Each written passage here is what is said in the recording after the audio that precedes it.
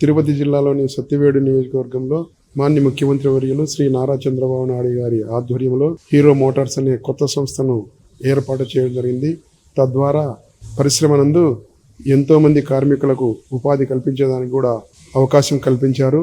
అదేవిధంగా 3వ తారీఖున కడప జిల్లా జమ్మలమడుగు నియోజకవర్గంలోని ఇంతకు మునుపు ఉన్న బ్రహ్మిణి స్టీల్స్ అదే ప్రాంతంలోని ఇప్పుడు కొత్తగా ఆదాని వాళ్ళ ద్వారా ఉక్కు పరిశ్రమను స్థాపించబోతున్నారు.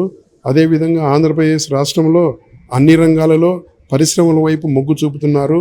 అన్ని దేశాల నుంచి వచ్చిన పారిశ్రామికవేత్తలు కానీ ఆంధ్రప్రదేశ్ రాష్ట్రంలో పెట్టుబడులు పెట్టడానికి కూడా ఆసక్తి చూపుతున్నారు. ఈ ఆసక్తి చూపుతున్నారనే దానికి కారణం ఏమనగా మాన్య ముఖ్యమంత్రి వర్యులు శ్రీ నారా చంద్రబాబు నాయుడు గారు ఆంధ్రప్రదేశ్ రాష్ట్రాన్ని ఒక నూతన ఒరవడితో ఒక ప్రత్యేకమైన రాష్ట్రంగా తీర్చిదిద్దాలనే దూరదృష్టితో ఉన్నారు. కాబట్టి అదేవిధంగా డిప్యూటీ సీఎం గారు కూడా పవన్ కళ్యాణ్ గారు కూడా ఆంధ్రప్రదేశ్ రాష్ట్రం వైపు ఎక్కువ మొగ్గు చూపే విధంగా ఇద్దరు అవిరళ కృషి చేస్తున్నారు.